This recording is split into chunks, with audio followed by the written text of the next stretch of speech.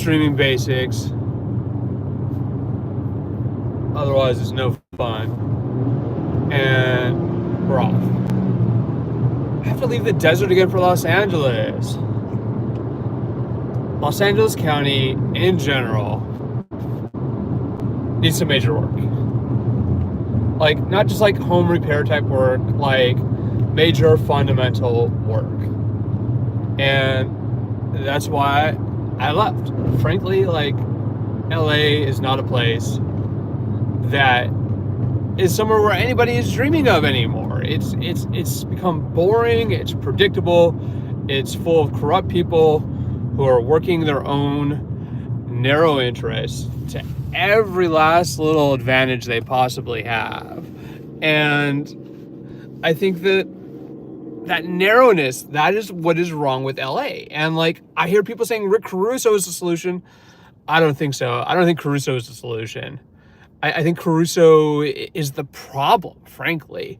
And Caruso's style politics, which is a bunch of smoke and mirrors usually, the guy doesn't have any actual plans, is not going to turn things around.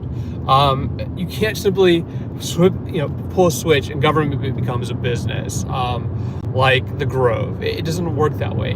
Government is not the Grove. And what's coming, though, in Los Angeles is the result of not just Karen Bass, but of decades of mismanagement, financially, politically, and administratively, too, of Los Angeles. And, I'm not going to quite cry when some of these layoffs come. And layoffs are coming. City Administrative Officer Matt Szabo has indicated that the layoffs that are going to happen in Los Angeles to fill this $1 billion budget hole that they have are going to be in the thousands of people in Los Angeles being laid off, not because, right, like of Elon Musk, but because Los Angeles is so poorly ran. They're not collecting revenues. Their liabilities are greater than they need. And their ability to structurally reform the city of LA, much less generate new revenue by attracting business, seems exceptionally low. So, not pulling out for a lot of great things to happen there. And like, it's like a car crash, right? Like, either you're in the car crash or you're watching it and you're going, ooh, look how bad this is. And unfortunately, like, we are in the car crash watching mode. Los Angeles is a wreck. And not like the type of wreck, right, that gets left upon the side of the road in the desert, but a simple, massive, like, needless wreck. I should pass this person. But I don't want to be that driver. I mean, it's kind of like LA is not the person that you want to take on a road trip. They want to stop all the time. They want to spend all of the money. You're not going to make it to your destination with anything left. That is what Los Angeles has become. And what it thrives on most is deception, right? We're all deceiving each other. We're using smoke and mirrors. We are slandering each other. Los Angeles is not functional because nobody is honest in Los Angeles. And it's simply a product of generations literally of bullshitting each other. Absolutely bullshitting. I think that case against DOA is pretty weak. And I mean, I still don't have any definitive answers as to what, I hear Aaron Smith-Levin talking, I hear other people talking, right, swatting, but there's no proof. You have to have proof to convict somebody of a crime beyond a reasonable doubt. And what he is being charged with is frankly overcharged. Maybe there's a disorderly conduct charge there or something, right? But that's a misdemeanor. It's not, felony hate crimes. And it's not to take anybody's side. I just think that's obviously overcharged.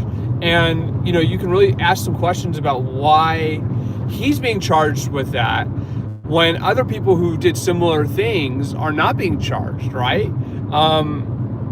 It really raises some of these questions about who is pulling levers in Los Angeles. And I did ask the district attorney's office about it. And of course they gave me a very, boilerplate statement. I think that whatever you think of him, he's got a legal right too. People of all types of menaces in Los Angeles. I don't think it's just, as far as like the question of like what is legitimate protest, I don't think he is the only problem. And like, I mean, I think certainly, there's a criticism, right? That it's not, that there should be a seriousness to protest, right? The protest shouldn't simply be like, in your face tactics, yelling, screaming. And we're seeing it now, right, with the Tesla protests, right? Destruction of property, vandalism, destroying, cyber trucks, targeting dealerships, right? Like, and people who are, legitimately want to go out and protest Elon Musk and Tesla, right?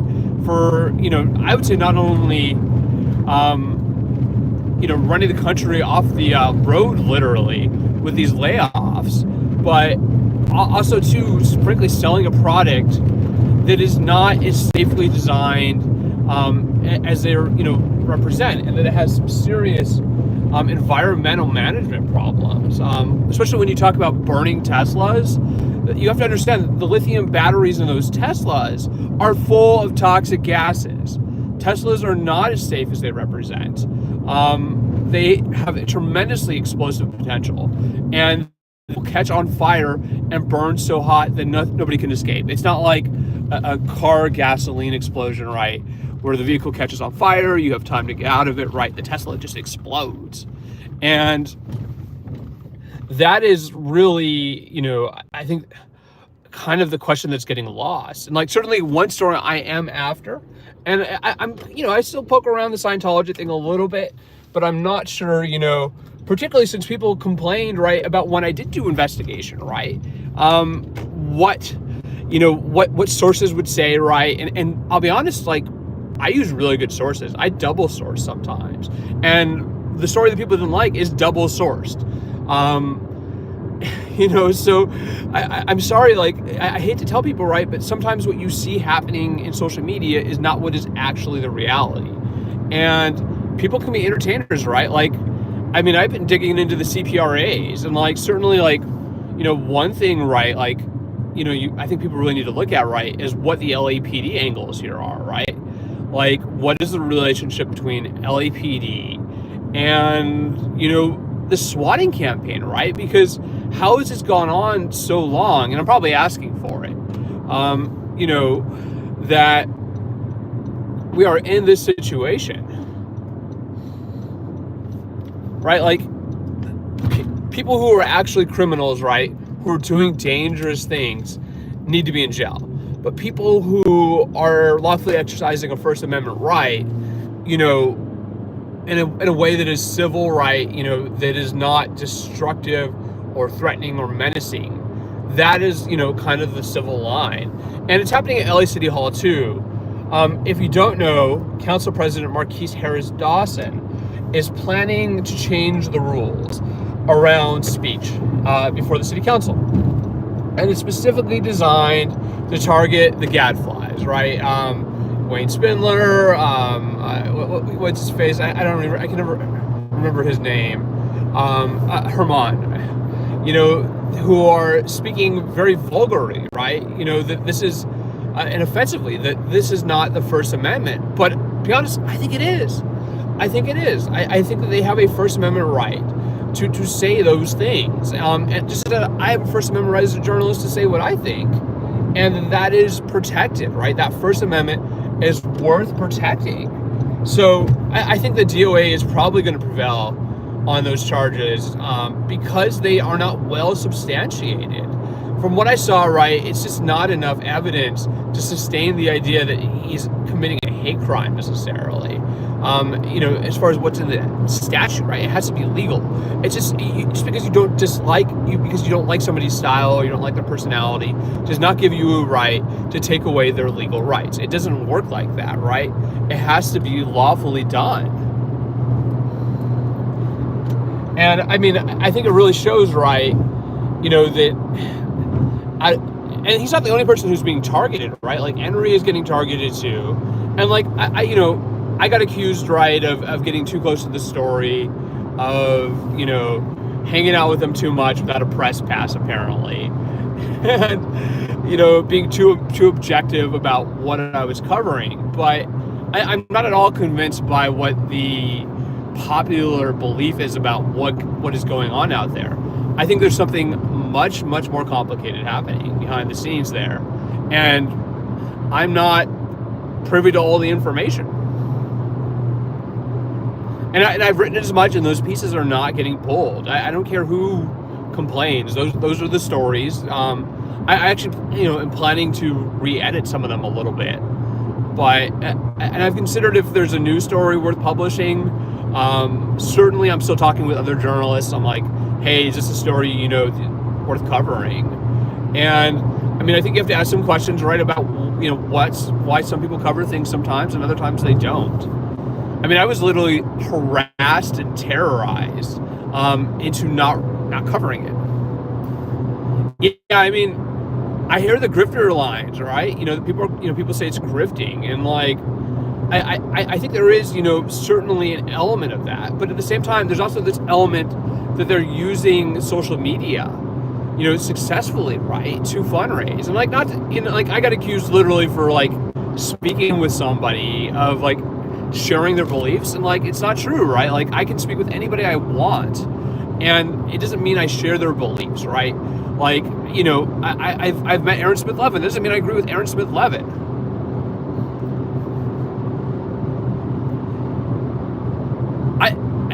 I haven't seen anything about this supposed catching of a swatter. If there's actual news of that somebody has actually been caught for this, by all means send it my way, but I haven't seen it. And I think this is part of a kind of the game that goes on around, particularly, YouTube entertainment, is this element of disinformation. Certainly, like, if you think about what Mr. Beast, right, is accused of doing by some, right, which is essentially manipulating, the story at large, providing, essentially staged entertainment. All entertainment is staged, right? Like, what goes on television is not an authentic version of itself in reality TV, right? Even reality TV isn't real. So, I think one of the most telling moments I've seen, right, is when Oludo, right, Detective Oludo, he gets, targeted essentially by the protest. And you can go in and see the California Public Records Act request. His response is to ask, are you not entertained? He was told by the LAPD. They haven't announced anything. LAPD hasn't announced anything. So, it's not fun being, the target, right, of an LAPD investigation, and clearly they targeted him. But I haven't seen it. If anybody has the name of this person, sure, but I don't think that's the case. I think it's still unsolved. The information I have is that they have dead-ended it. And that potentially, too, that this is getting, more serious as far as the FBI. And I think that's, sort of what I was investigating, right? Is like, how is this not federalized? Tor swats arrest? Who's the swatter then?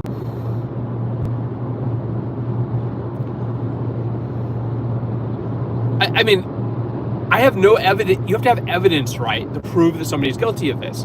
And everything that I understand, right, is that these individuals who are doing this, they are using spoofing, they are using artificial voice intelligence, that they are taking extensive measures to cover their tracks. And that it's very effective at thwarting law enforcement.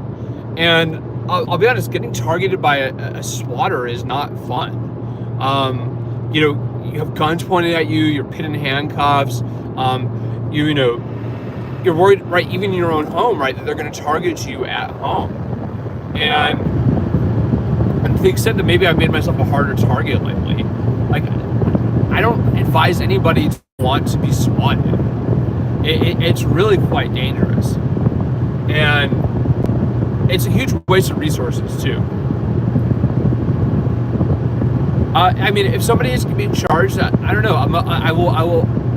I've been really busy lately, to be honest. I'm going to ask LAPD if they've made an arrest, and we'll confirm that, right? If it's true, there will be proof. Yeah, I mean, there's a bunch of scuttlebutt going around a police station quite often. LAPD hasn't contacted me. So is it another YouTuber? I mean, it's certainly right if DOA is innocent, right? If he's not the swatter. I think much of people owe him an apology. I tend to think that there's multiple people, right, who have been doing swattings. That it's not a single person. It's different people at different times doing different acts. Yeah, no, it's not him. It's not that guy. That guy was charged in other cases. Yeah, no, it's not Ian Fillion. That case had to do with interstate swatting. It's nothing to do with Hollywood. And he pled guilty. But that is not, as far as I know, that is completely inaccurate. Yeah, but there's a million different swatters, right? The fact that there are other swatters doesn't mean that's what's going on here.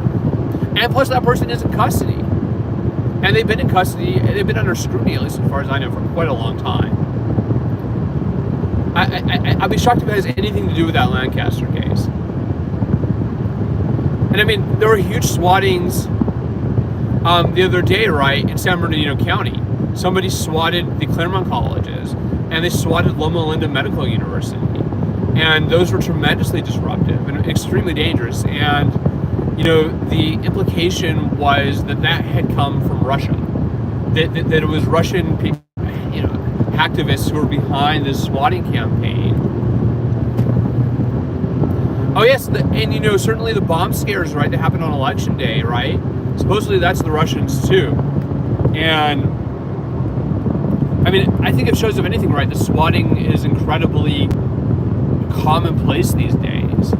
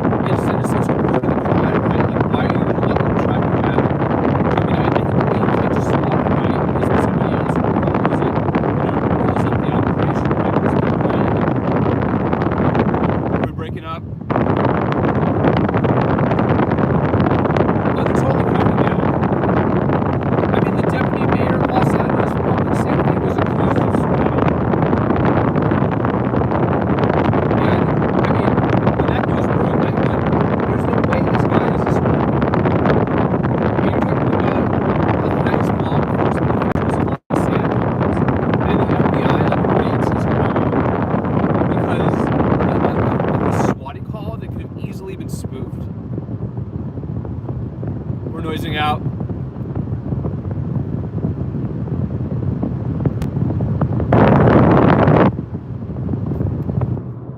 No windows open, but I think maybe the AC.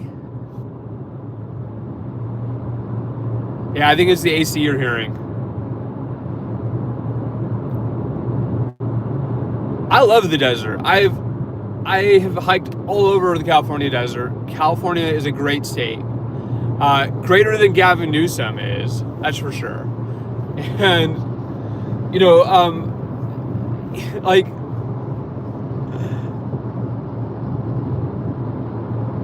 yeah, but if it's a desk cop, I don't know what's going on. I will ask LAPD PIO. I had seen it, but I haven't followed up yet on to get comment. I know, see, like, people are all mad at Gavin Newsom for talking about people, right? Talking to people he doesn't disagree and doesn't agree with, right? And saying things. And I mean, I think it's somewhat good that Gavin Newsom is doing this, but it might be better if he did it when he wasn't still governor.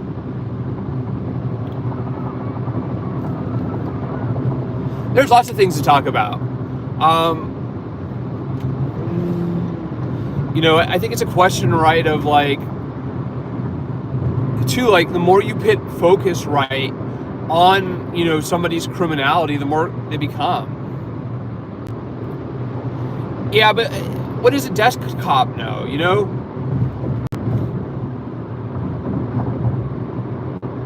I mean, certainly I have heard, right, that there's changes happen, things are moving.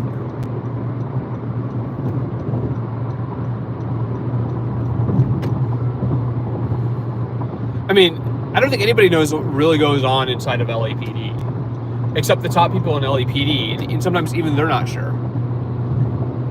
A detective, I just know there's a ton of scuttlebutt that floats around police departments. And not all of it is accurate.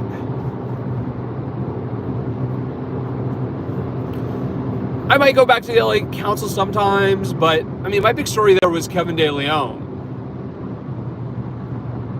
and the LA Fed tape scandal, which is something that people don't want to talk about. If people talked about the LA Fed tapes as much as they talked about Scientology swatting and why it's a bad idea to subvert local government with racist tapes, strategically leaked before an election, I'd be a happy camper. But the reality is we're just not that serious.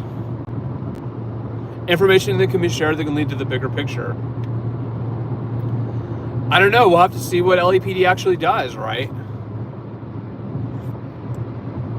I mean, surely, right, if they cracked open the swatting case, right, there would probably be, a public information release of some type, right? Like, LAPD would go, we caught him, right? Like, police love doing that. They love going, I solved it, right? But to my knowledge, I haven't seen that. I do hear that, that there is some action happening behind the scenes as far as how the evidence is being controlled. And I'd also heard, right, that there were issues with the investigation, that the integrity of that investigation was not what should be. And, I mean, was it supposed to be entertainment, right? Is swatting entertainment? Do we just swat each other for entertainment? Is that what goes on, right? Like, is that what we're for? And, I think that's kind of the bigger question is what, not just who's doing it, but what the motive was. And whether it was done in conjunction with other people.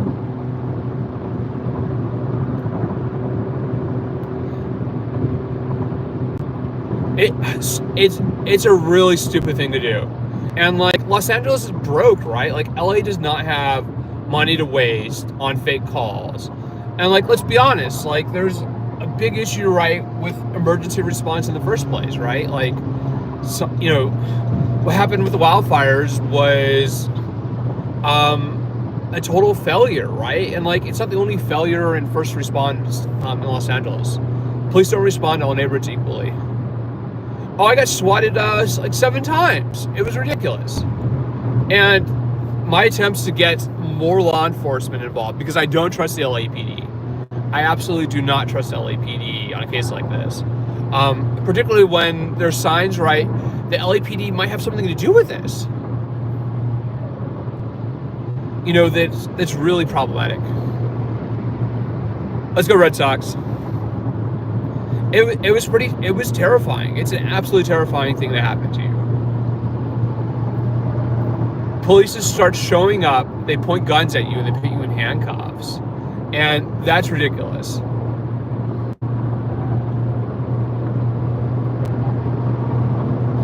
But, I mean, my suspicion here, right, has been and continues to be that this is not some random YouTuber doing it.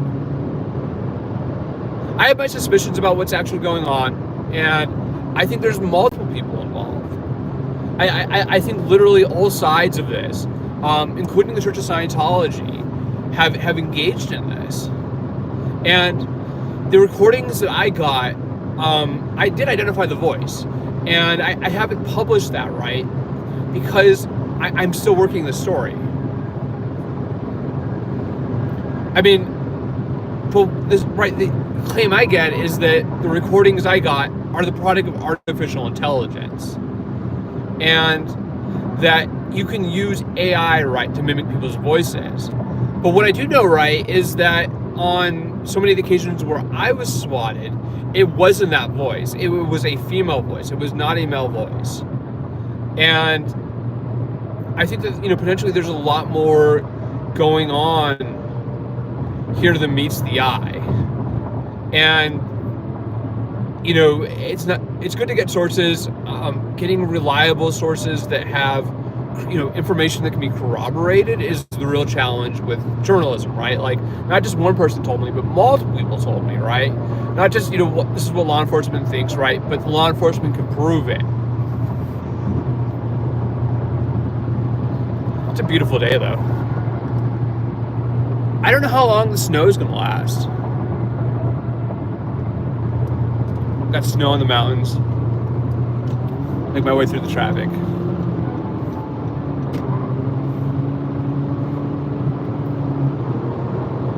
And I hope nobody decides to waste like a bunch of law enforcement time on targeting me anymore.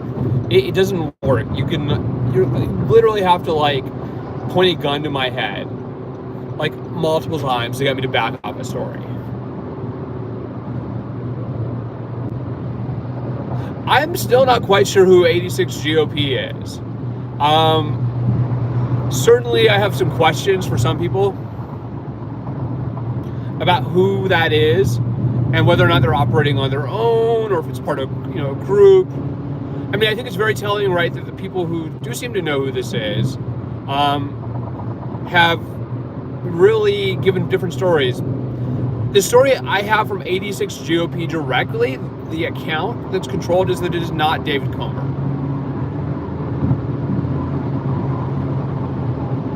What 86 GOP told me when I asked David, I'm like, is this David Comer? They're like, no, and I'm worried for that individual.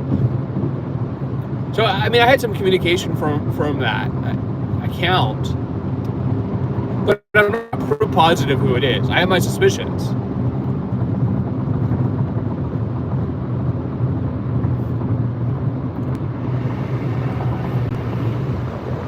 I mean, the first guy taking me and my family like they did last time, in a very cowardly way.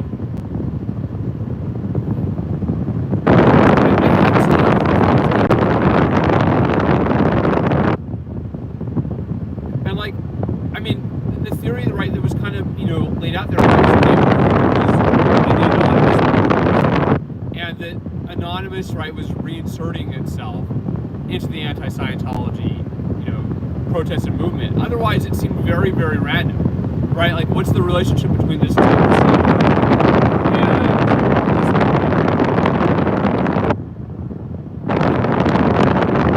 guy in the Anonymous mask, as far as I could tell, was not David Comer.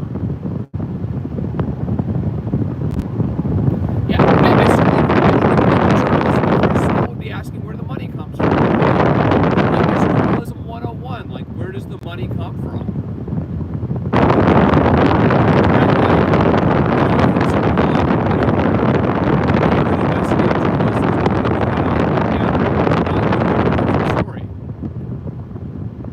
If you ask me, I've been dead agented.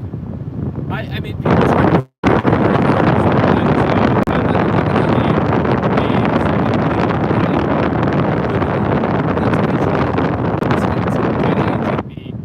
doing actual journalism is really, really ridiculous. And sometimes I don't take any legal action over any of that. Not to mention, like, it would be totally counterproductive.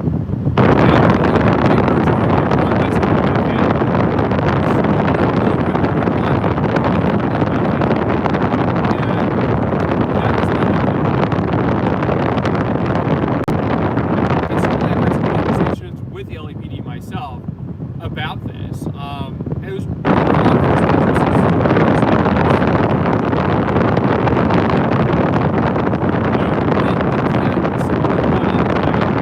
people to engage in this terrorism. It's the AC.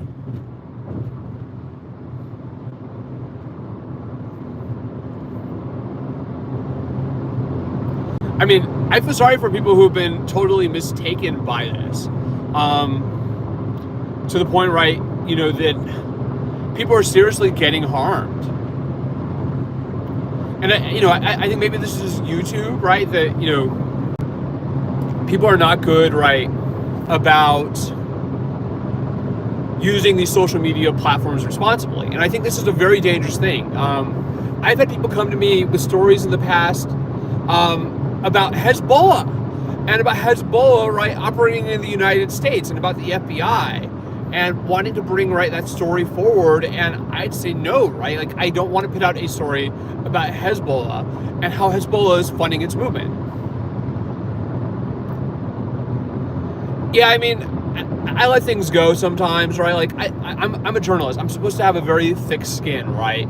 People are going to get angry. They're going to get upset. You're dealing, right, with a YouTube world, and you're inserting yourself in some way, right, into the story, right? You're going to be the person there holding the camera, holding the mic, asking the questions. People are going to come after you. And, certainly journalists around the world are terrorized, are even killed, right, for doing their jobs. And I think that, that respect, right, for what the news actually is, right, versus what somebody simply wants said on their behalf, right, is really where the line is, right? Like, you have to present information that is actual information, not just the information you would like. And I think that's really where we're struggling as a society, right, is to get the newsiness into news. Not just a flashy story, right, juicy story, but story that is correct. And that's part of the reason why I've have held off on writing anything more about it, is because I got uncertain, right, about what the evidence was and what it means. And I can report, right, the sources tell me things, and that is not necessarily defamation or slander or libel, right? Particularly if you're vetting the source, and if you're double corroborating it. But people are going to do what they're going to do. They're going to say what they say. I am not going to be intimidated totally by people to the end of the earth. If they want to start being dangerous and making threats and going, oh, this pesky journalist, he got me, right? You're literally just doing it to yourself. And you can cut off access. You can always go, oh, I don't want to talk to the journalist anymore. The interview is over, right? And most journalists will still report.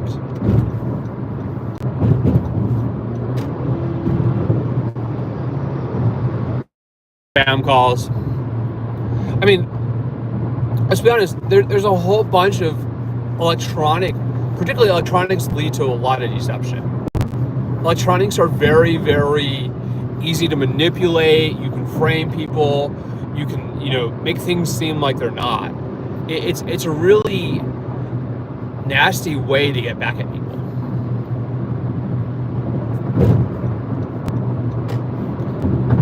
But I'm not taking sides on any of this.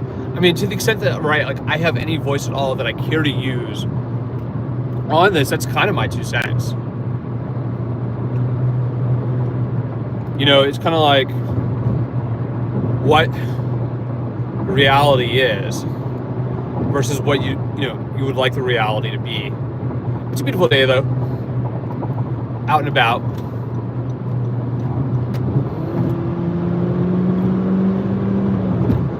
Exactly, right? Photoshop, right? People Photoshop things. But now you can do this with audio, you can do it with video, you can use spoofing, right, to hide the source of it. There's all sorts of dirty ways, right, that you can manipulate a story. And whether we're talking about the Scientology protests, or frankly what I would rather talk about, which is this, LA Fed tape scandal that did not die. It is the Los Angeles Times won Pulitzer Prizes for covering this audio without identifying the source. And that case is still in civil court, 2 filings. One is really getting dragged along from Gil Cedillo, and then the other is going to go to trial in June if it's not resolved by mediation. And if you don't know, before you ever get to a jury trial, you are legally obligated to try to mediate that. Sure, right? So, like, this other story, right, this is really the bigger story. The LA Fed tapes, the LA County Federation of Labor, and the leak that happened on Reddit. Honest Finding 1581. The source of these recordings, right, that upturned all of City Hall, caused the president of the LA City Council to resign, tarred Kevin De Leon as a racist, that this scandal, right, is still unsolved, right? And the civil cases over this, prosecutors have already declined to charge the couple that the labor union accused of doing it because the evidence isn't there. The only evidence is an IP address, an internet protocol address, and you could spoof that. So I was not shocked when the prosecutors, both the district attorney's office and the city attorney's office, declined to prosecute. And I have some very serious concerns about how the district attorney's office in particular moved forward that case and what they put in their analysis of it, because it wasn't very well grounded. You have to recognize, right, that spoofing is extremely commonplace.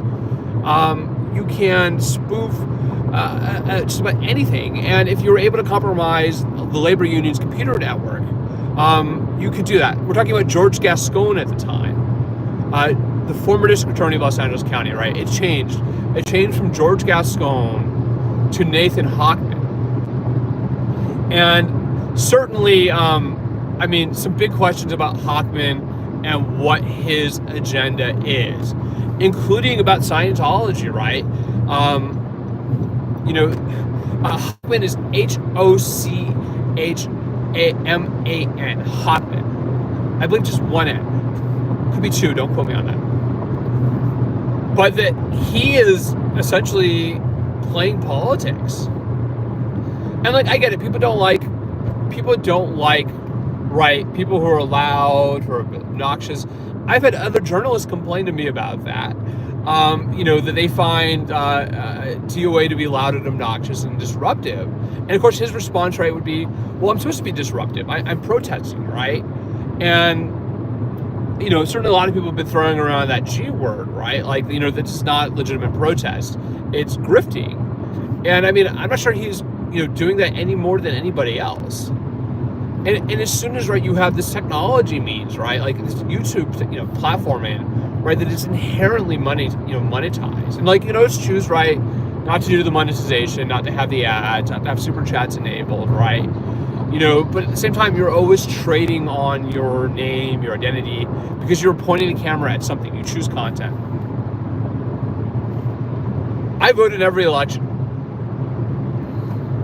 I think voting is really important. And certainly, George Gascon lost very handily to Nathan Hochman. Gascon got creamed, and the right wing in Los Angeles made no secret about their dislike of George Gascon. They thought his prosecutorial decisions were behind a crime wave.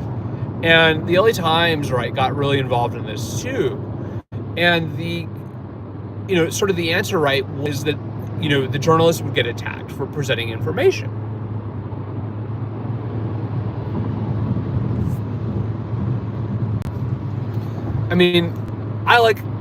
I think press has a role, right? But I like it when independent press is actually independent.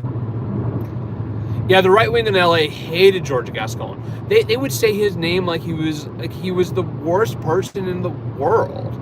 They absolutely hated him. In a way that I haven't seen in certainly a while. And people are starting to get very upset with Donald Trump, right? Because things aren't going well. The people detest Trump, but they really detested Gascon. And they're doing essentially the same thing to Karen Bass. And I think Karen Bass deserves it a little bit.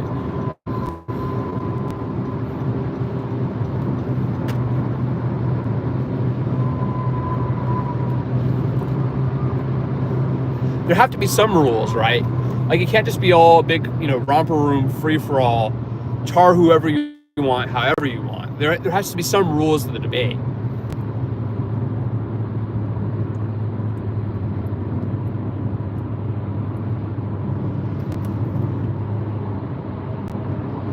But what you really get in this question, right, is, okay, you have no rules to the debate, right? But what happens when people start breaking the law in order to win? And that's really, not that the LA Fed tapes were racist, right? But that somebody broke the law and committed wiretapping in order to influence the election outcome and to reshape the LA City Council, right? do we not have free and fair elections in this country anymore? And it's kind of too, obviously they're still looking, for January 6th, right, for the person who planted those pipe bombs, right? Do we have free and fair elections? Enforcing laws is absolutely necessary, but are all laws equally enforced?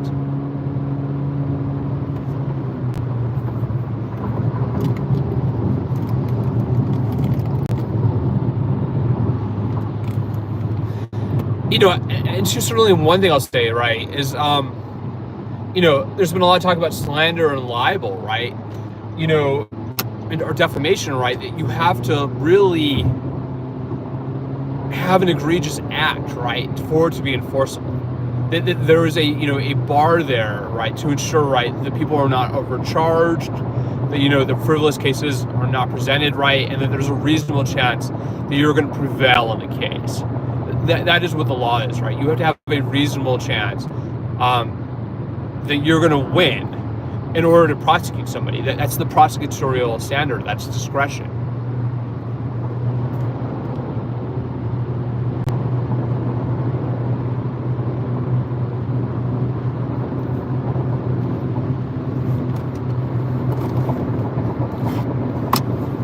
And discretion is important. Like,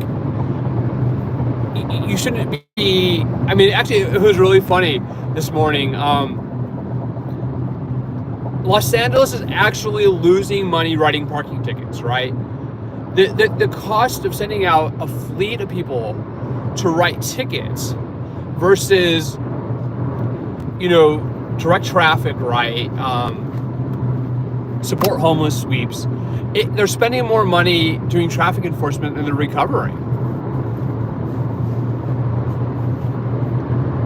Those meter guys, right, they cost a lot of money. And they can only write so many tickets. So the LA is actually overspending on it.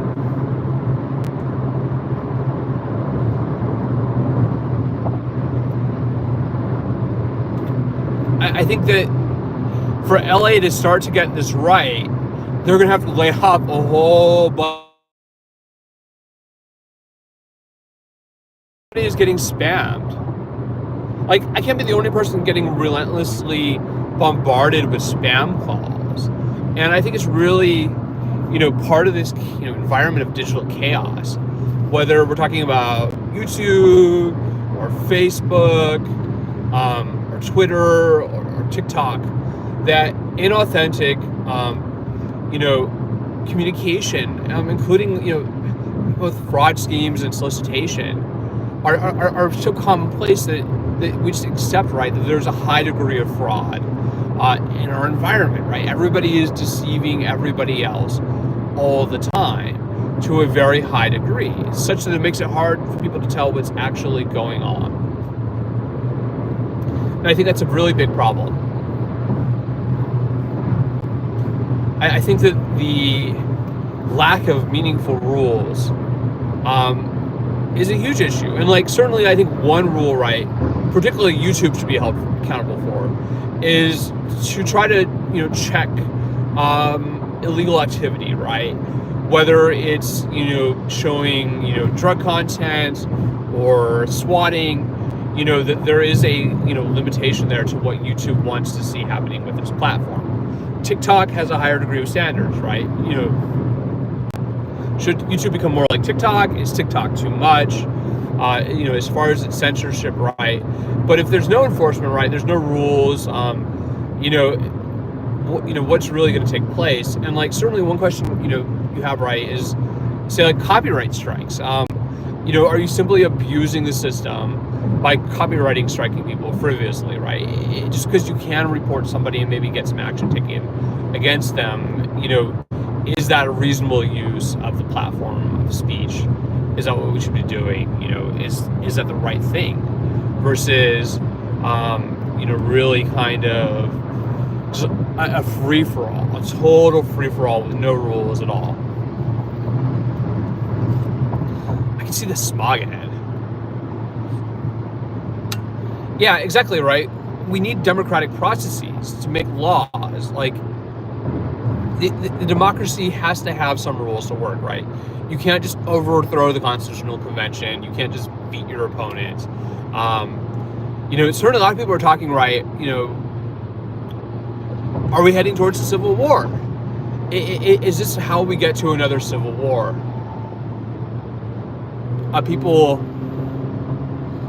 just having no more respect for laws and for processes, right? Like, is this where we're heading? And I think there's a really high potential that we're going to continue to see people being very divided, but I'm not sure that the wheels are going to come off the car like they did during the Civil War.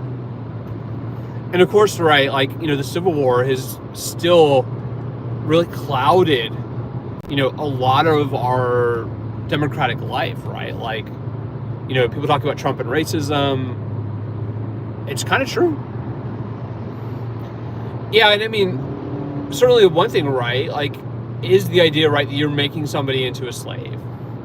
That somebody is being subjugated to such an extent, right, that they are your slave. Slavery is not, something that should be talked about lightly. It is exploitation of people, for economic, profit. It's not simply a casual word to be thrown about. Los Angeles looks nasty. Yet another reason why I moved out in the desert. The air quality in LA is terrible. For what they charge for rents in Los Angeles, the degree to which the city is just terribly polluted is incredible. I would much rather boil in desert heat than choke on smog.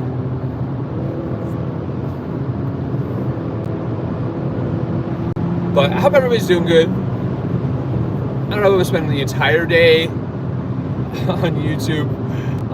There are limits to which I want to hear, the sound of my own voice versus gathering and collecting information. And I'm certainly going to follow up on this claim, right, that a swatter has been arrested by the LAPD and that it's in fact related to the Scientology protest swattings. And like, you could count on when I would go out there, almost every night the fire department would show up. A whole engine crew, and they'd have to investigate it. They couldn't just go, oh, this is just a little bit of swatting. Yeah, I'll check it out. I can only watch so much of some of this stuff before I go, this is kind of. You said something about it. I mean, from what I gathered, there's a lot of sort of general chit chat about this going on in the police department. But as far as definitive answers, I don't know. And I guess police make so many mistakes all the time. Half the time they're totally wrong. They raid the wrong house. They arrest the wrong person. Just because the police arrest somebody is not a guilty verdict. It's really quite limited. But yeah, it's very frustrating for law enforcement to be misused like that. It makes it hard for them to assume, right, sometimes that they are responding to an actually serious call versus simply getting misled. And can you imagine being the police officer who accidentally kills somebody in a swatting? And like, there's been a bunch of swattings lately. It's not just the Scientology protests. I believe I read that people who were interacting with Elon Musk on Twitter were getting swatted. So there's a lot of swatting that goes on. It's like the, people used to talk about like, the Uzi submachine gun, right? And crack cocaine. It is that low cost, sort of no guilt barrier to getting to terrorize your opponents. And it really, I think YouTube in particular has a big problem. But obviously, Twitter too, right? Like, what do you do when somebody starts swatting everybody who interacts with Elon Musk? That is very highly suspect. It's very questionable. Like, how do you stop something like that, right? And like, this is kind of the danger of social media, right? Is that you put too much information out. People start to stalk you, they harass your family, and they take vengeful acts towards people for what they do. And then having any social profile, period, frankly, these days, it has lifelong effects. You know, it's hard to delete everything from the internet once you have it out there. Yeah, I mean, this is one of those questions, right? Like, you know, do people do it to themselves for entertainment? Is it just a form of entertainment? Yeah, live streaming is an uncontrolled variable. And like, certainly one thing, you know, I think really worth talking about, and saying a little Mormon here, is that the LA Times has launched, if you go to the LA Times website now, they have this platform called LA Times Studio. And they are live streaming, right? They're live streaming content from their studios. They're live streaming, you know, cameras from around Los Angeles, from Hollywood to Malibu. And, you know, no surprise, there's no live streaming from the Los Angeles Times in South LA. Or East LA, for that matter. But are people going to try to manipulate the LA Times? Is admittedly kind of lame LA Times studio. Like, what do you do? I'd kind of laugh. I'm like, did the LA Times decide to become a YouTube live streamer? Is that the plan to save that business? These things are not good in the newspaper. They're losing tens of millions of dollars every year. They're having mass layoffs, buyouts, newsroom integrity scandals, editorial scandals, you know, editorial resignations. The newspaper in Los Angeles is crumbling faster perhaps than any other media outlet in the United States. You know, and we need a newspaper, right? We should want the LA Times to be successful, right? To be able to investigate stories, right? To get, you know, as definitive of answers as they can, whether it's the anti-Scientology protests or the LA Fed tapes or Donald Trump's effect on the economy, that you should want a functioning, vibrant newspaper, right? That is not being manipulated by its owner. And if you don't know, the owner of the LA Times is Patrick Soon-Shiong, who is himself a biotech billionaire from South Africa, of all places. I don't know, maybe it's just the South Africans who are the problem. You know, it's kind of like, what is his agenda? Well, that's what they say, right? And like, you know, the president of the police union, actually, sorry, he's the director, Jamie McBride, wrote an editorial maybe a year ago in the police union's magazine saying that the LA Times had become tabloid journalism. He also attacked African American officers for having, you know, hairstyles that were too much for him.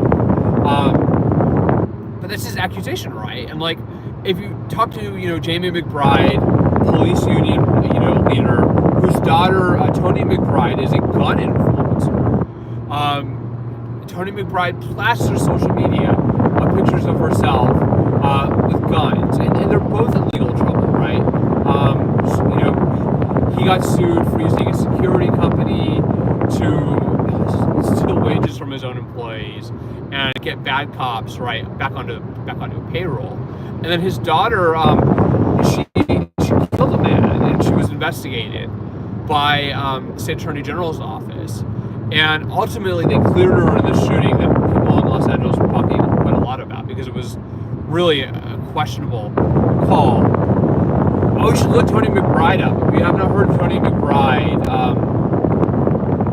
the LA Taco had her wedding pictures, and she took her wedding pictures, right, holding like AR-15s.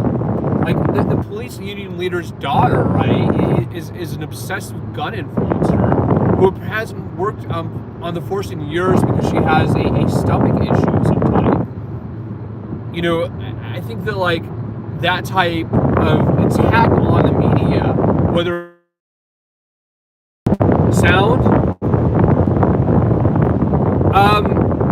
not like in the Mooney cult, more like in the MAGA cult. And MAGA is a cult. Like, the way that Donald Trump, right, leads his followers is extremely cult-like. You know, he is literally deceiving people with cult-like behaviors. A cult of personality, not just fandom, but I will lie to you, right? And I will own you, and I will collect rents from you, right? Give to the MAGA movement, support my businesses. He has brought his own personal business agenda into the public agenda in a way that no American president has ever done. It's really an incredible thing what he has been able to accomplish using these cult-like tactics. And like people go, well, you're going to lose half the audience if you question Donald Trump, right? And you go, okay, well, you know, is the job, you know, to not question Donald Trump, or is it to report on him accurately? He is extremely manipulative, intelligent individual. And Elon Musk is really taking ownership of him. And I mean, I was reading this morning about the destruction of these Cybertrucks, which is a federal crime to destroy, you know, those trucks. But, you know, it's sending a political message, right? And like Elon Musk apparently is very, very upset, right, that he is being targeted with essentially, you know, terrorism tactics as well as protesting. He doesn't like either one. He doesn't want people peacefully protesting outside of his Tesla dealerships or SpaceX, and he doesn't want people destroying his property, of course. And I mean, I just don't, you know, I think that he has brought this on himself. Yeah, Elon is insane, and like Rick Caruso, bless Rick Caruso's heart, he thinks that Elon Musk is somehow doing good things with this. I don't know. I mean, you know, it's kind of like the LA MAGA movement, right? And like the strange thing is like Caruso turned against Trump, but Sun Xiang is turning for like Robert F. Kennedy Jr. And then Caruso was bickering with Nicole Shanahan about whether Mayor Bass should be recalled. And if you don't know, Nicole Shanahan was RFK Jr.'s running mate openly on Twitter, which made the news. They had, there was easily 5 or 6 stories about Caruso's tweet against the recall. And Caruso's, you know, being speculated to be the #1 candidate to run against Karen Bass. And so already some people on the right are going, well, Caruso doesn't want to recall Karen Bass because he wants to be mayor. He doesn't want anybody else. I don't know how true that is, but I don't think Caruso is the man he lets people think he is.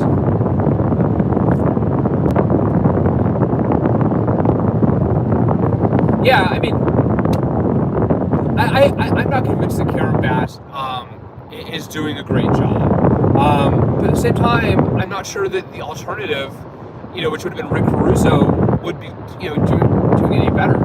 I mean, Palisades burned because of the weather, and also because the infrastructure and the firefighters were not deployed. Yeah, I mean, Caruso's answer on the recall was that it would take too long and be too costly, and by the time we got to a recall vote, it would be the primary already.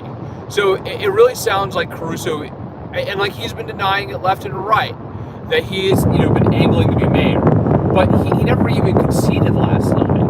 Caruso's response to losing to Karen Bass in 2020-22 was to email in his concession speech. He didn't deliver a speech. Yeah, I mean, as far as like certainly Trump and the Church of Scientology, I don't think Trump gives a shit about the Church of Scientology. I don't think it's even on his radar. Yeah, Eric Adams, right, is kind of like the cautionary tale though, right? Like they thought, oh, we're going to elect the police officer, and the police officer is going to be the most lawful person, right? And he wasn't. Eric Adams is corrupt. You know, being investigated on video, right? You know, literally socializing and taking illegal donations. You know, Karen Bass, I don't think Karen Bass is quite corrupt like Eric Adams is, but I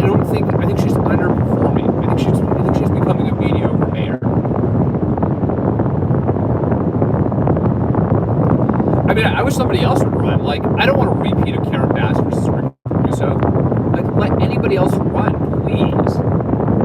And like, I'll be honest, the sort of the political bench in Los Angeles does not have a lot of, bench players that you want to bring off. It's not a strong candidate. And the problem in Los Angeles is that to even get to where you are a viable political candidate, you have to raise so much money. You have to have the endorsements, and you have to be able to clobber the opposition.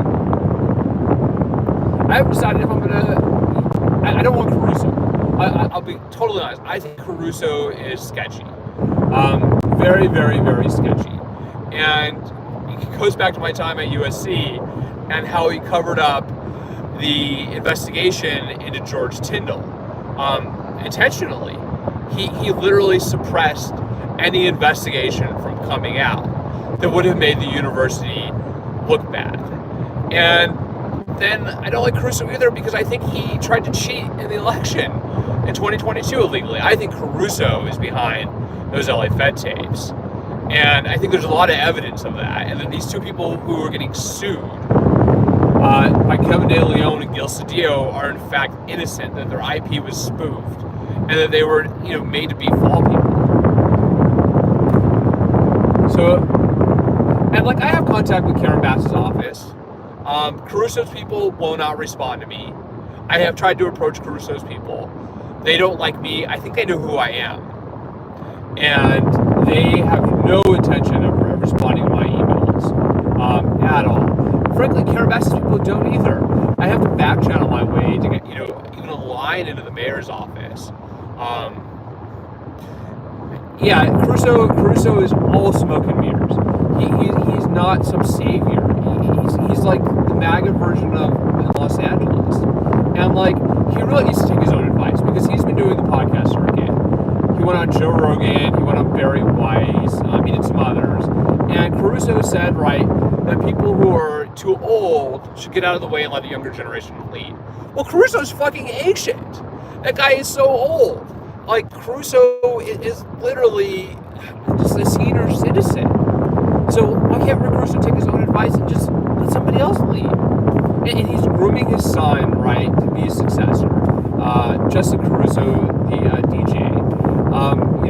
His other kids, he's got a nice family, right? It looks really well. He's got the golden retriever, but he's not the lawful person that he leads on to be. He's somebody who wins by any means necessary. I think Gavin Newsom should put his media career on pause until he's out of office. And one thing that people got to realize, right, is Caruso and Newsom are very close friends. They have each other on speed dial. Caruso and Newsom talk all the freaking time. And when Newsom didn't endorse Karen Bass, right, and this is where Caruso goes, well, the Democratic establishment is against me. Caruso got very upset. Yeah, I think he's not doing himself any favors. I think Newsom thinks that by doing that podcast, he's going to somehow attract independent voters who are MAGA voters. And I think it points to him having, larger political ambitions. But his record here in California is frankly not that great.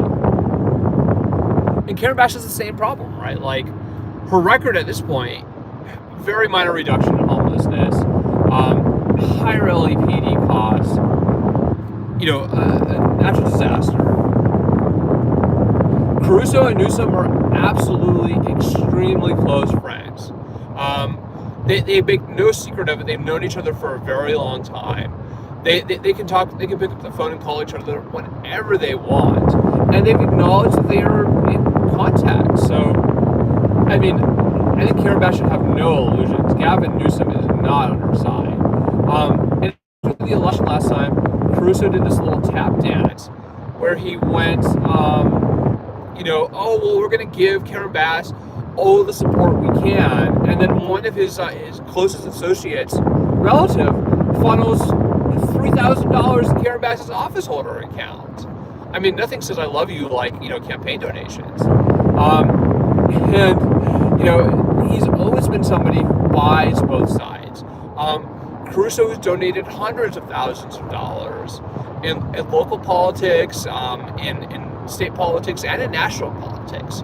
Caruso is a major donor, and he gives both sides. He was a soft Republican, and now he's an extremely soft Democrat. Yeah, I don't think Gavin Newsom's judgment is that good. But at the same time, right, like I don't buy into necessarily that he's the worst person, but I don't think he's helping himself at all by doing this podcast. It's good to talk to your opponents, but at the same time, he's supposed to be the governor, not necessarily a podcaster. And like the crazy part is he would only have to wait like 2 more years to do this. And he could, he's literally, not even 2 years, a year. He's out in a year. I don't think it's going to win him any friends. Kimberly Guilfoyle, I don't know, she's like the Kardashian of California politics, of national politics. Yeah, he should be doing it afterwards. I think it just shows, right, that people get egotistical. People get extremely egotistical. I think it's good, right, that he, wants to engage with the other side, but he's certainly burning a lot of his political allies with some of the things he's saying on this podcast. He's not considering his own thoughts. He's simply responding to this kind of MAGA turbulence, for lack of a better word. And it's really quite counterproductive to achieving the overall goals of governing California effectively. Yeah, and Gavin Newsom has done media things in the past. He's written books. It's interesting, but I'm not sure it's helping him like he thinks it is. I think it's the opposite. I think it's hurting him. And particularly the comments, right, about trans athletes in sports. I don't know why it's such a big issue. I have no hatred for trans people at all. The way the MAGA has turned trans people into a lightning rod is really dispiriting. It shows how easy it is to get people to hate each other.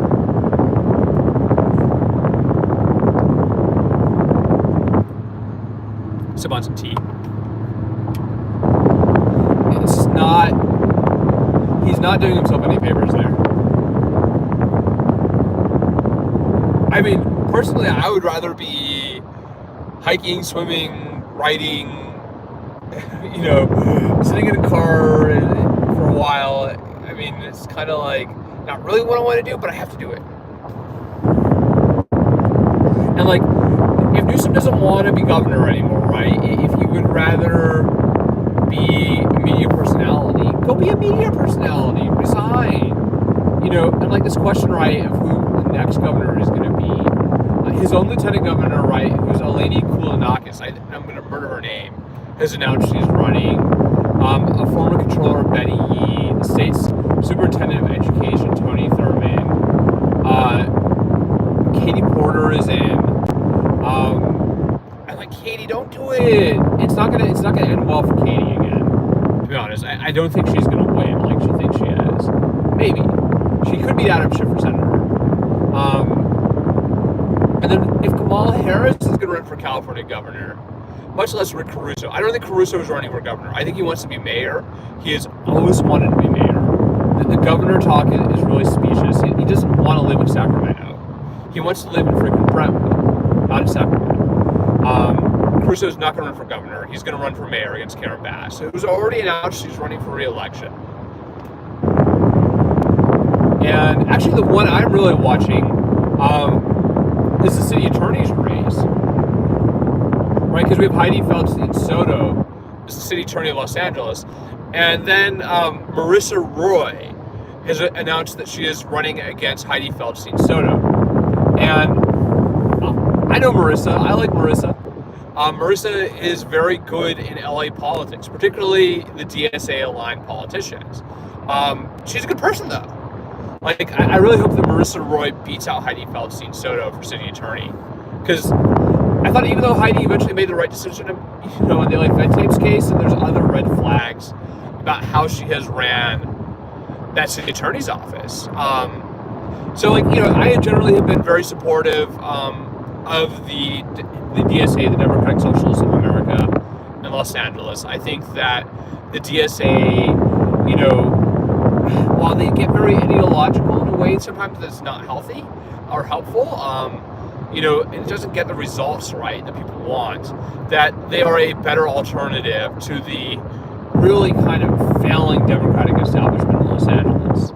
And, like, almost everybody in LA politics in Los Angeles is a Democrat, right? But it's not a very successfully run government. LA is facing a $1 billion budget deficit they're going to close. But I think Marissa would make a wonderful city attorney. And I think that she would, be very smart. I think, maybe one knock on her is, kind of a lack of experience. But having older, simply older people running the government who, have the resume and not ever letting anybody new into the process is not necessarily the best way to get results.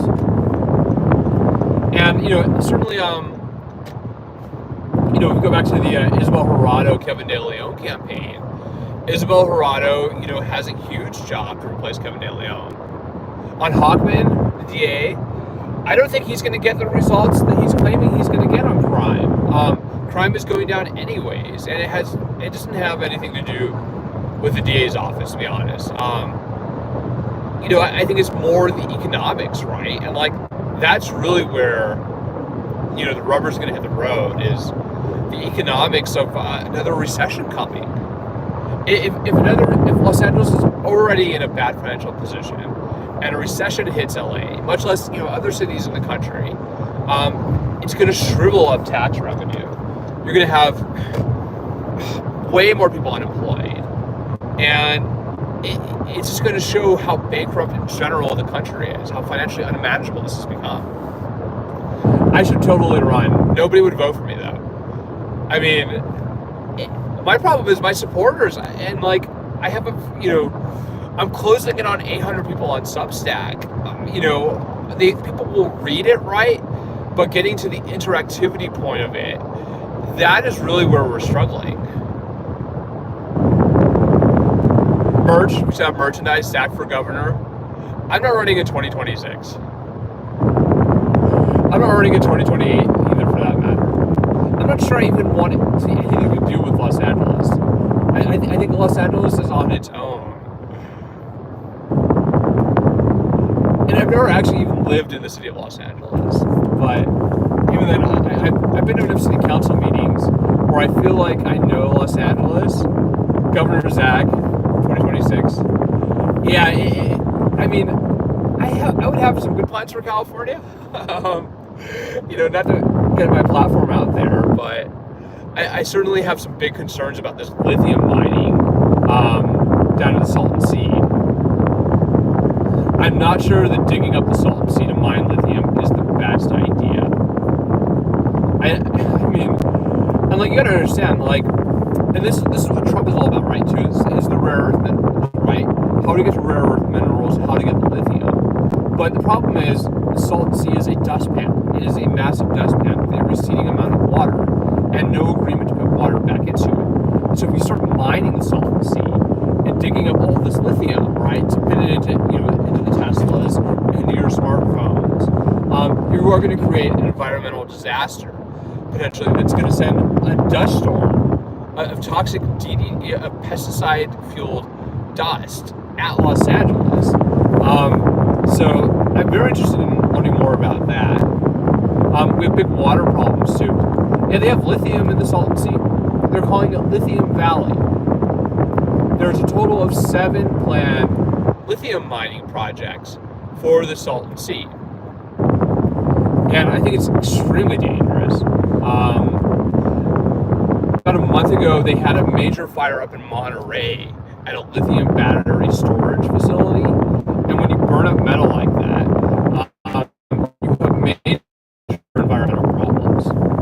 So, I think the key to getting California is tackling our environmental issues more responsibly.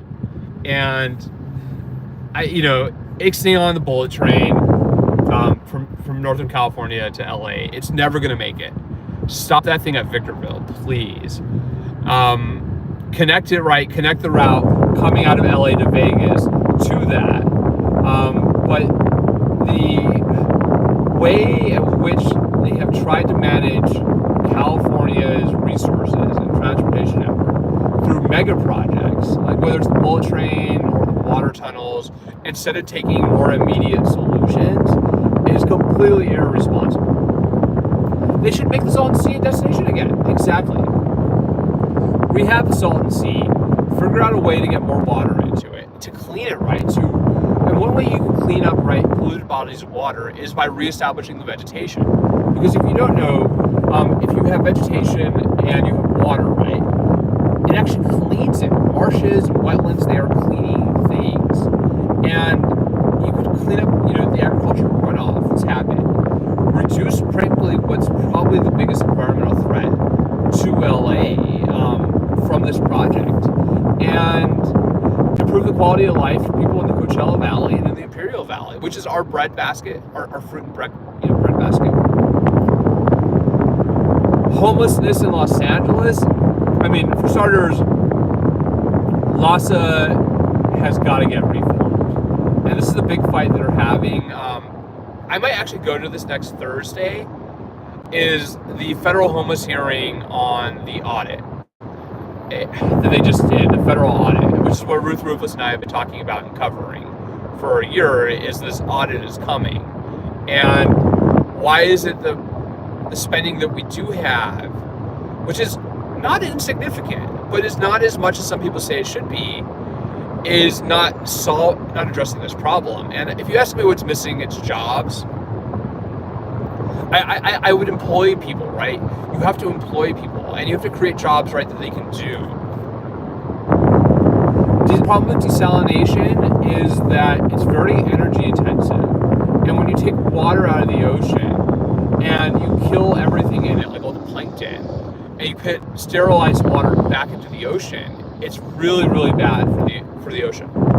Desalination is unfortunately, as attractive as it sounds, it's an emergency solution at best, because it'll destroy the coastal marine environment.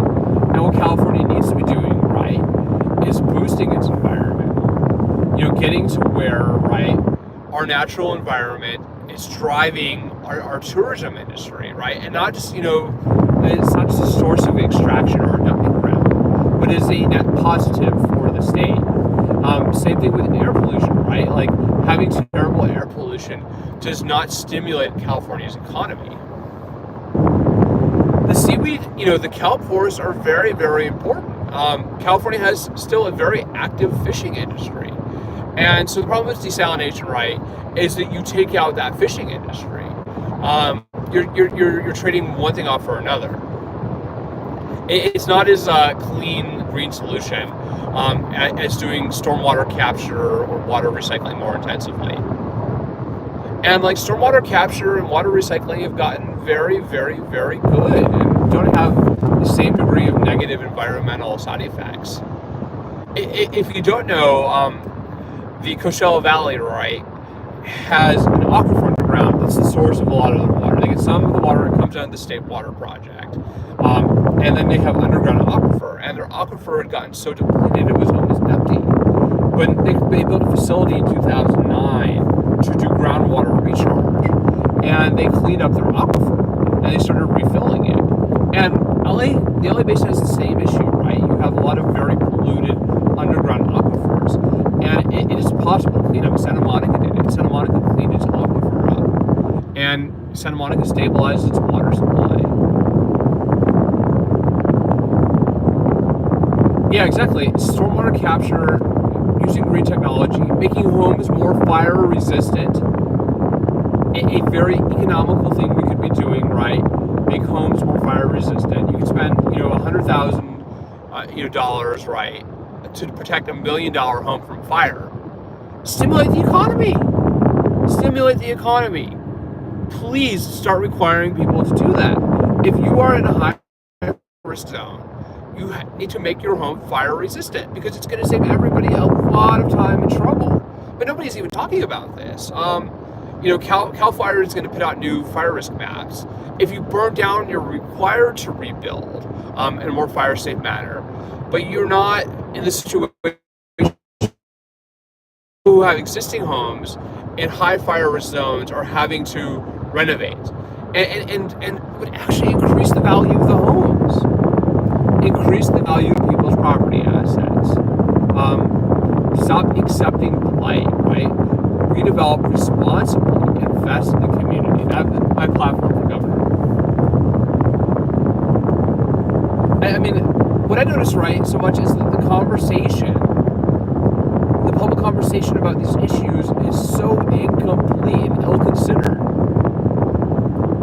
There's just not a lot of discussion about how to solve these environmental problems. And, certainly just going along the highway here, right, you have air pollution, you have debris, visible debris all along the sides of the highway, and then, right, all the vehicle traffic, the tires are actually eroding rubber off.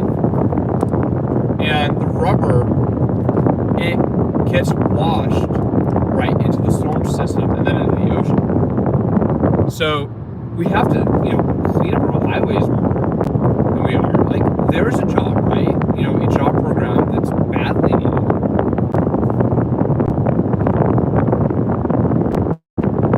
Employ people, more people with Caltrans. Create those job opportunities.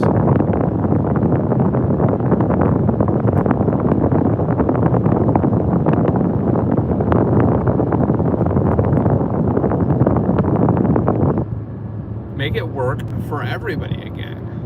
But this right here, this is not a sustainable future. And, I think figuring out how to do electric cars better and safer is a worthwhile goal, but I don't think you can ignore some of these concerns about the safety of particularly the Teslas.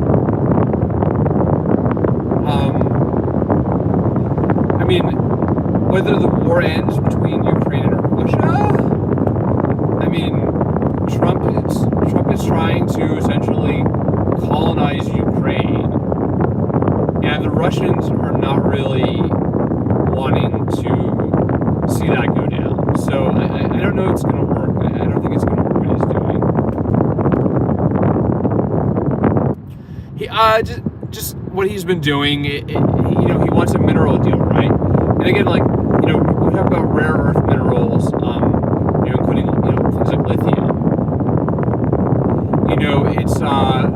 It really is the global game changer because it's the profitability of technology. You have to have these raw resources in order to make all these electronics that our lives revolve around, whether it's iPhones, car batteries, buildings. You need these metals, and Ukraine has a lot of them. There's a lot of them in California too, frankly. Salt sea, and then also in the desert. China has a huge supply. China has the biggest supply of rare earth minerals in the world.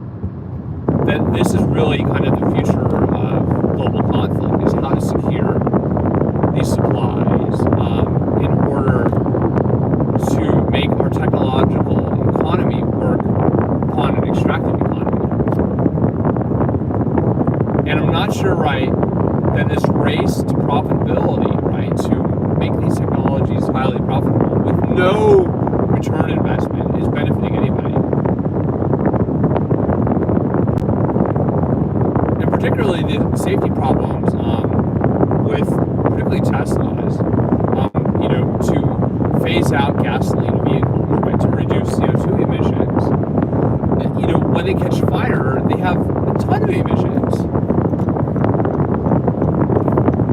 So I'd be very, certainly it's very attractive to think you're just going to get rid of gasoline. You're not going to have any, potential side effects, but it's very real.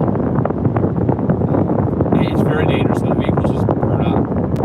And, as you see all this truck traffic here, it's important to remember, so many of the goods, right, that go out to the rest of the country come right through Los Angeles, right down this highway, and they come from overseas. Americans are not making things like they used to. Thank you, Sherry Mo. You didn't have to do that. But I think that's really the story here. Is look at all this truck traffic, right? You're talking about a diesel truck fleet, and you're talking about a lot of jobs too. And they have been trying very hard to clean up the port. Can I sing the oldies? I don't know if I know the lyrics. I would need to have the lyric sheet in front of me. I can do karaoke.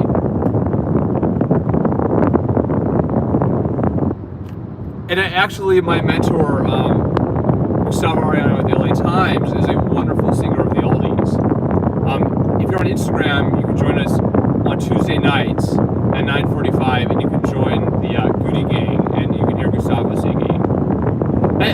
I don't know if I would want to steal the singing from Confident Chris. I actually enjoy Chris's singing.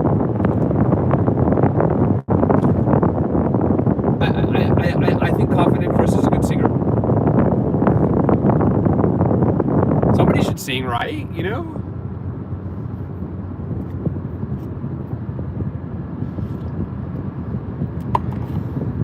Slowly re-entering the city. Karaoke. Maybe I'll have to go to a karaoke bar.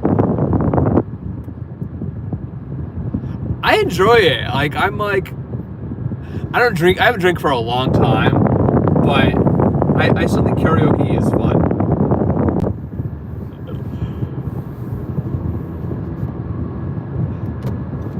I think Dodge. I have no issue with Dodge. I think Dodge does a pretty respectable job as a journalist. I think he's doing a good job of covering that beat.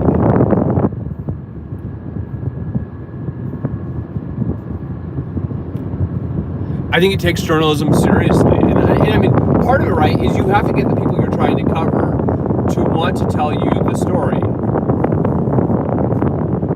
I would have to play... I would need some type of lyric sheet or have to play music. I sing like little songs to myself sometimes, like if I'm hiking or something. Yeah, from what I can tell, he's doing a pretty good job, and I think you're seeing that he's successful at doing it. He provides the audience that's there with the information they want, pretty reasonably, and nobody is perfect. It's hard to be totally on your game all the time and to not get sucked into the story. And I think maybe my mistake before was getting too sucked into it. But I think it just goes to show, right, that the land of YouTube, right, has to be, if your content is going to be successful, it has to be good content. Some people succeed, right? They just talk in the car. Other people are in their home studios. Other people are out and about. And, certainly, I want to do more, on the ground, YouTube coverage. I keep missing these Trump protests. I want to go to the Trump protests and talk to people and interview them. And, I was going to city council and other government meetings. But really, the wildfire, unfortunately, was very displacing. We had to leave January 7th. And, I try to look forward to things. Yeah, I think the internet is a beautiful thing, right? I've been online since I was probably 10, 12 years old. We used to have AOL Instant Messenger, we had LiveJournal, nothing like LiveJournal. And I hear LiveJournal is still very popular in Russia. Putting all of your thoughts, right, into writing for your friends to read, right? LiveJournal was really cool. AOL Instant Messenger was cool. It was like Facebook Messenger, but without Mark Zuckerberg. And every once in a while, I still see an AOL address or a Hotmail address. I'm like, people still use Hotmail? What is this? So, the internet has come a very, very long way in 20 or 30 years here. From what it started out, to be, including social media. and continuing to use social media responsibly, particularly I think, for journalism in a way that is journalistic, is the challenge. Live journal was the thing. I had a live journal. It was totally a place to put your thoughts. And I think, YouTube is very much like that too, right? You just get on YouTube and you start talking, and you have to be comfortable with the idea that you are going to be recorded. You're going to be on camera.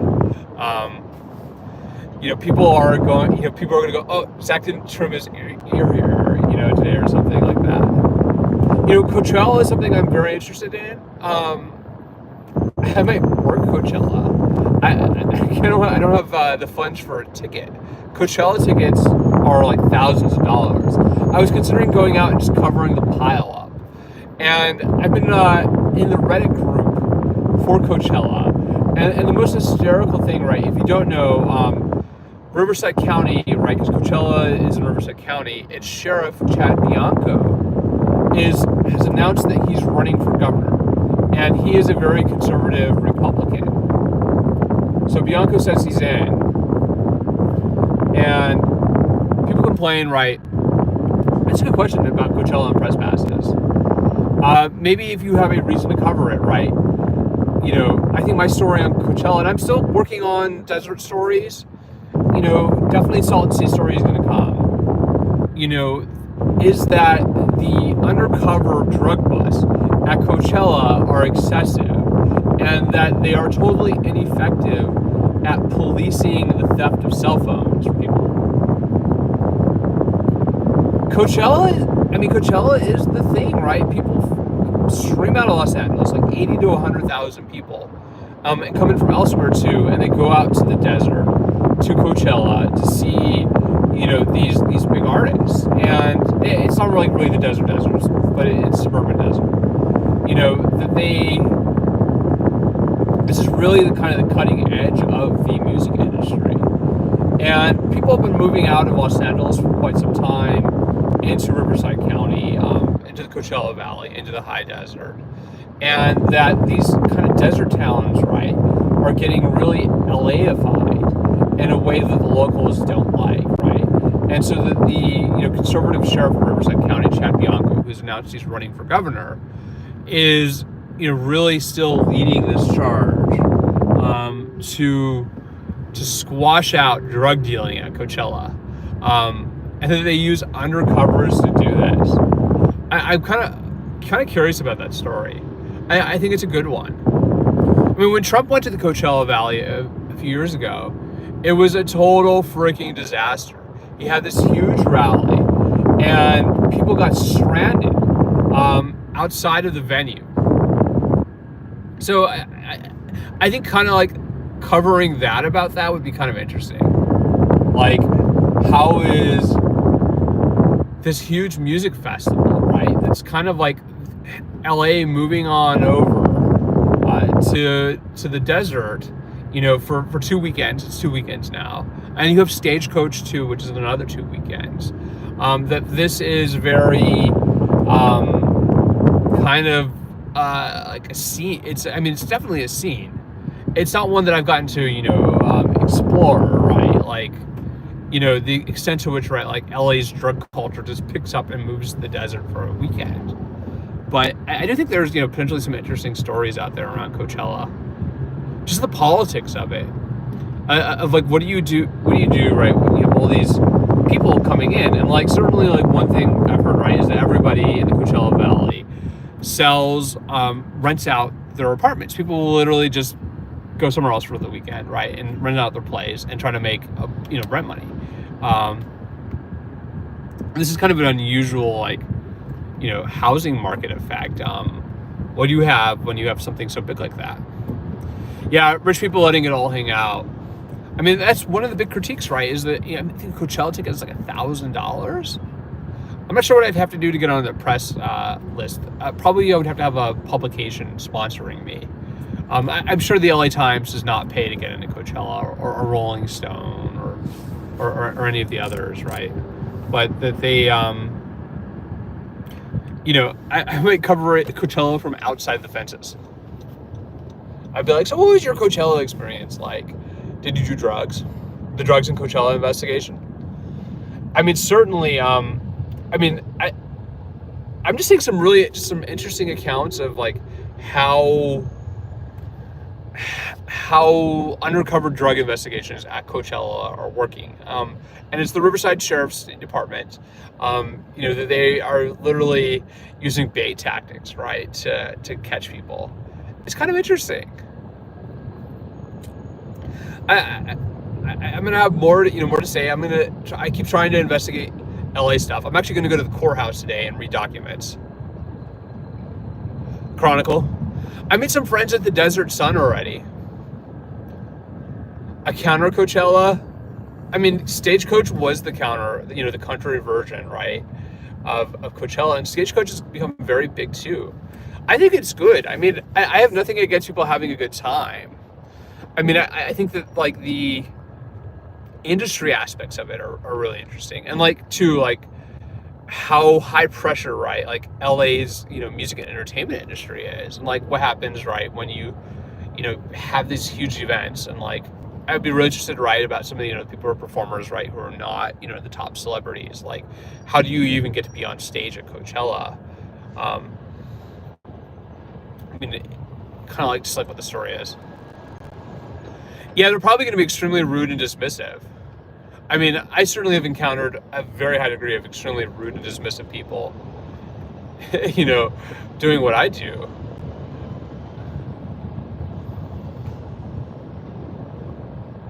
Oh. I gotta go over one. I'm slowly getting closer. Figueroa Street prostitution, has it gotten worse? I don't think anybody knows, right? Law enforcement has deployed a lot of resources down there on Figueroa, but as far as tracking it, they're not tracking it, and that's kind of one of the issues. And like, I definitely am going to have another Figueroa Street story and like human trafficking in general story. I have talked to the Desert Sun's crime reporter. He's a really nice guy, and I think it's just as far as like how I hit the ground running and how fast I can get up to speed and get good information enough to make a compelling story out of it without recreating the wheel. Totally. I mean, obviously you want to interview people, right? Like interviewing people, working with sources, working with documents, using record requests. Like, I'd be curious to, how many drug overdoses there's been at Coachella. What happens to those people? I mean, if you ask me where I would cover Coachella from, it's probably from the ER. To assess that, right? Like, you're talking about a lot of money. Party drugs are not cheap.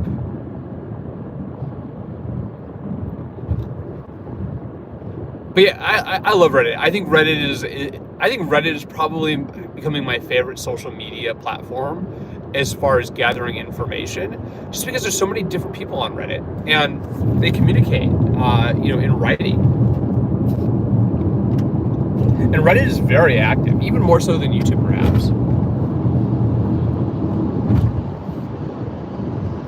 So, I mean, like, I saw a Desert Sun reporter go on Reddit and basically yank out a story about the Canadians, because Canadians are not happy with Trump.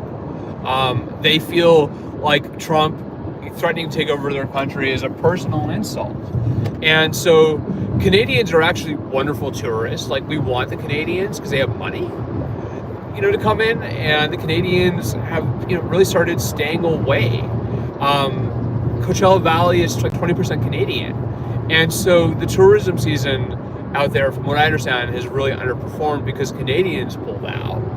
But can Coachella float it? And then, right, what about all these negative side effects, right? Like, I think that would be really interesting reporting. If you could get inside, this is like really true where you get into HIPAA, right? As far as getting that story, right, of what happens to people who overdose on drugs at Coachella. What the law enforcement efforts are to counter, drug activity, the overdoses. Yeah, Reddit has a lot of shilling for sure. I mean, I think this is kind of like, it's a good place though, because people communicate a lot on there. Twitter has really gone down. Twitter is not useful for reporting purposes. It's too much inauthentic content, too much just contrived stuff. Same thing with Facebook. Facebook is not a really good journalistic resource. It doesn't have the same level of activity that Reddit does. And then, frankly, I don't find Substack notes to be that valuable either sometimes.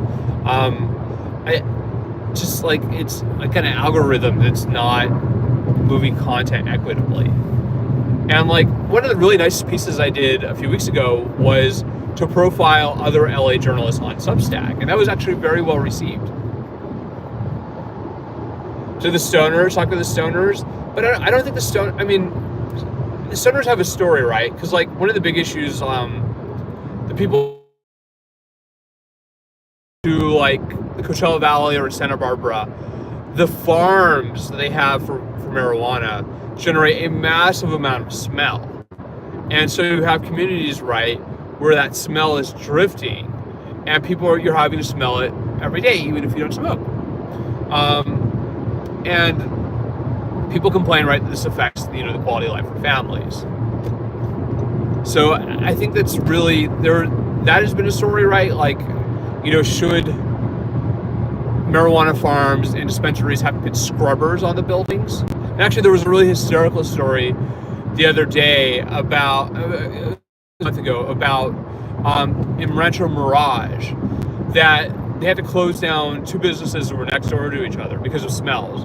You had In-N-Out not having the grease traps working right, and then you had a dispensary that was generating a massive amount of weed. So you had In-N-Out smell and you had weed smell together.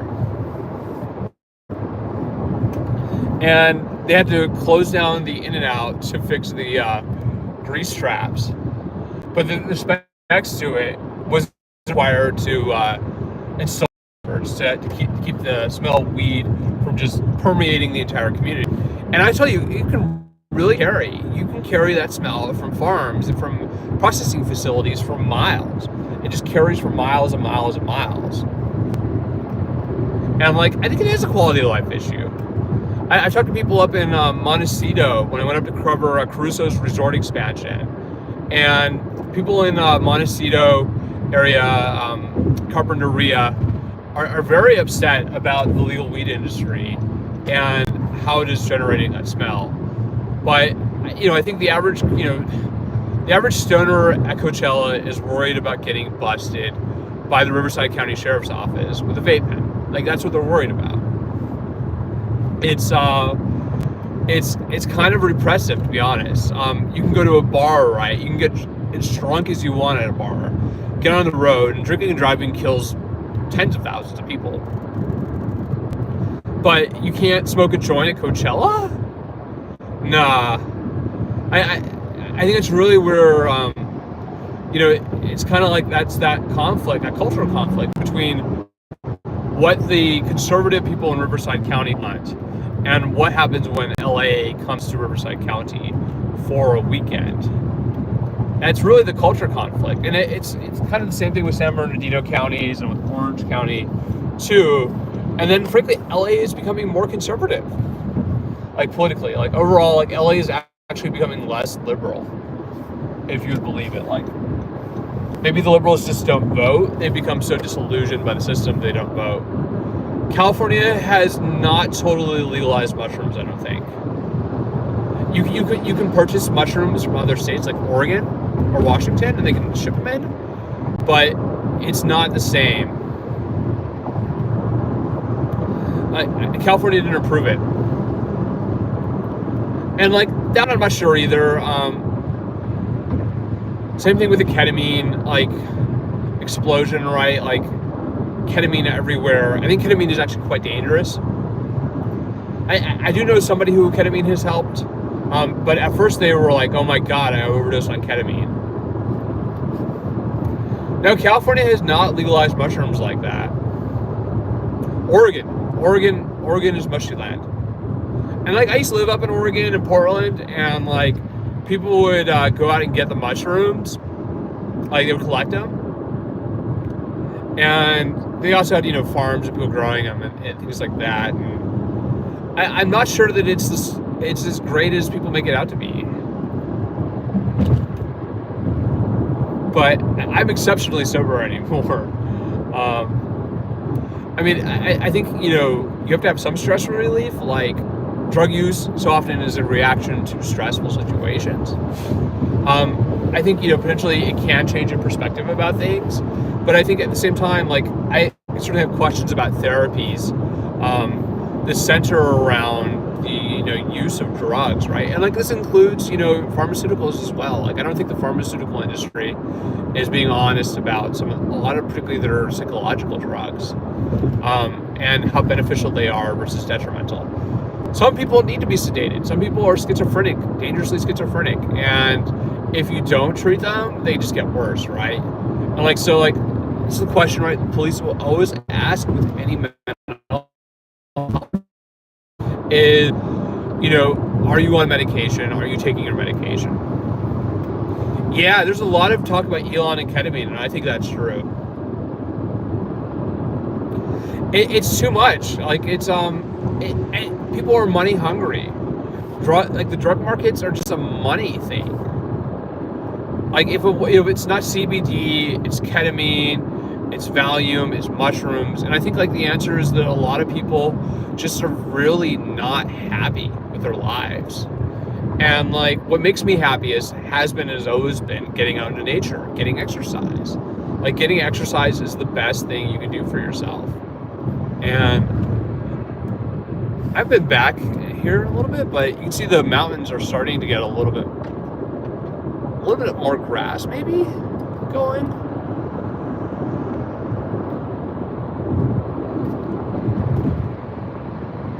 Yeah, it's just turning into another drugs have always been a capitalistic market. It's not new news, right, that capitalism and drug use run hand in hand. Hippie dreams aside, right? Like, drugs are a factor in our society, a very common and quite, notorious factor in our society. And without getting too much into my own, experimentations, but I don't think that drugs are what people make them out to be.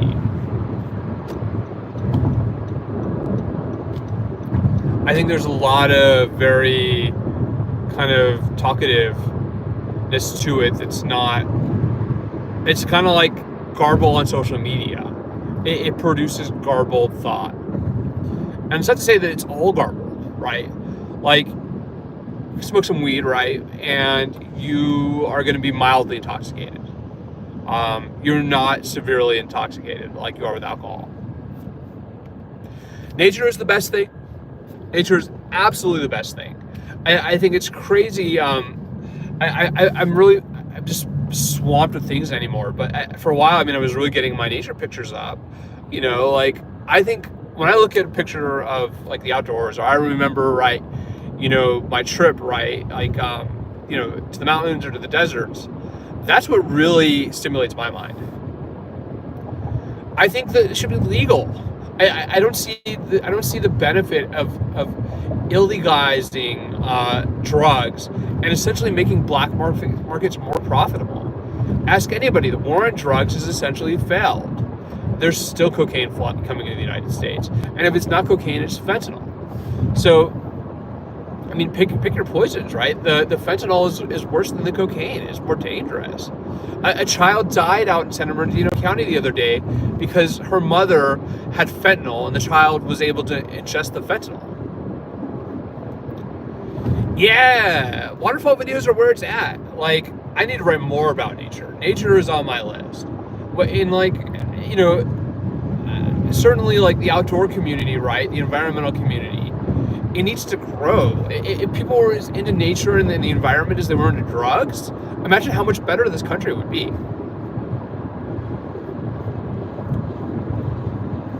I don't know. I think there's a lot of talk about, people wanting to get outdoors sometimes. And this is where you get into this greenwashing debate, right? Versus what's actually, making a difference. But last year I picked up tons of trash out of Eaton Canyon, out of the Arroyo Seco, off of the Angeles Crest Highway, I have to figure out how to save my 5 miles on Endless Crest Highway.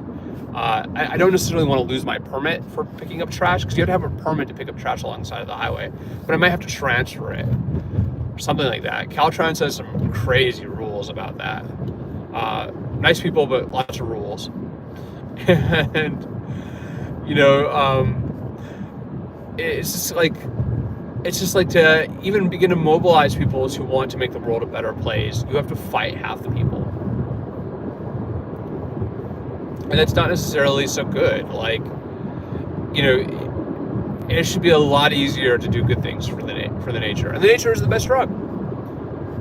Getting outdoors, going for a hike, going in the ocean, going surfing, like, these are things that are really psychologically healthy for everybody. And I really worry about people who get confined to their homes and can't go for a walk in the garden, can't get outside. And like, certainly, I have been accused of escapism, right? That I use nature as an escape from responsibilities. But I think really society is inferior to our nature. Recycle art is a religion? Hell yeah. Hell yeah. Reduce, reuse, recycle, your 3 R's. But it's been a fun drive. It's been a long drive. I've gone over 100 miles now. And I am going to have to get off here and take care of some business in LA. But I am streaming more. Thank you to everybody who's supporting. Thank you, Sherry Mo. It's going to be a wonderful rest of the day. I'm at the very edge of the freeway network, frankly. I think more escapism is needed. I think nature is the best thing. Nature is the best, thing you can do. I don't want to disclose locations. People get into the stocky, the swatty. You never know. You're very welcome, Sherry Mo. So with that, everybody have a beautiful rest of your day. Go outside, do something fun. Don't live through social media, but do live vicariously. And if you're considering going to Coachella, be safe at Coachella. Don't be Elon Musk overdosing on ketamine in the VIP room, because Elon Musk is a loser, an absolute loser, the worst of tech bros, and Rick Caruso's praising him. What? So let's pray for the country that the economy does not crash, that we're not all going to YouTube, to float our bottom lines, and that people are good to each other. Just be good to each other. Be a righteous person. Don't be a downer. Don't be a person who is tearing other people down. There's nothing to gain from it. It will only make you feel worse. Folks, have a good day.